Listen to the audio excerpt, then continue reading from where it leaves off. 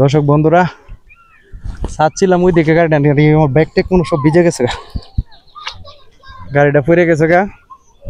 মানে রোডটা কাঁচা একটা রোড, এই রোড দিয়া চাইতে চাচ্ছিলাম যে ওই বাড়িটাতে যাবো, তো এখন দেখা গেছে আর এই তেল সব পরে দিতেছে গা, গাড়িটাকে তুলনা দরকার।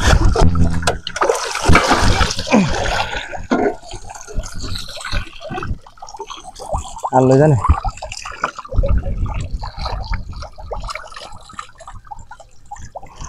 আমার গাড়ির অবস্থা খুব খারাপ, এরপরও গাড়ির অবস্থা শেষ। মানে আমি চাচ্ছিলাম যে ওই বাড়িতে যাব, রাস্তাটা হচ্ছে কাঁচা রাস্তা, এই রাস্তাটার মধ্যে মানে গাড়িটা সিঁড়ি পেটে ফুরে গেছে। আমার ব্যাগটা আল্লাহ রহমত করছে ভিজছে না, টাকা ছিল ভিতরে অনেক, ভিজে নাই। তো মানে আমার শরীর কাঁপতেছে, আমি গাড়ি লিয়ে ডাইরেক্ট ফুরে গেছি গা ভাই। তো কি বলবো, আমার গাড়ির যে কতটুকু ক্ষতি হয়েছে এখন আল্লাহ জানে, এখন বলতেছি না। এই যে দিকটা ভাঙে গেছে গা, দেখা এই দিকটা ভাঙে গেছে গা, এই যে দিকটা ভাঙে গেছে গা একবারে।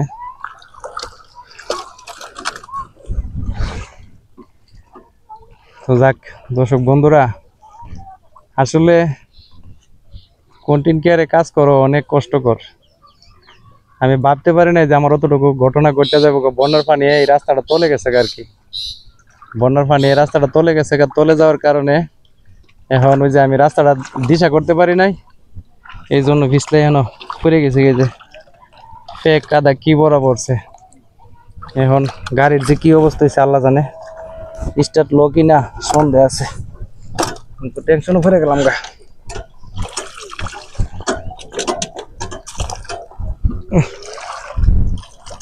এদিকে আসো, উপরে উপরে নিয়ে যায়, উপরে নিয়ে যায়।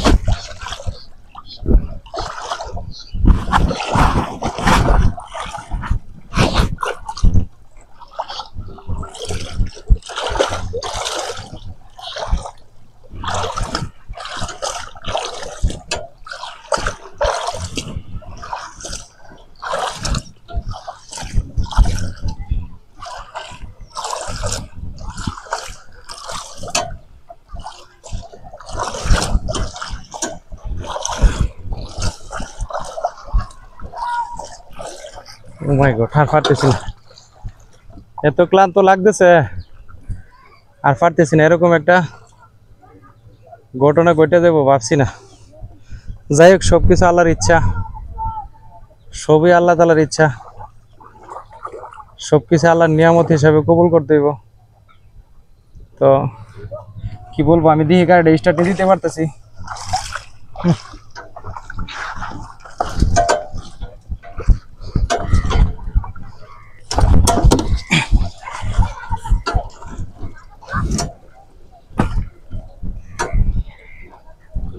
স্টার্ট লইব নি জানা, আল্লাহ জানে।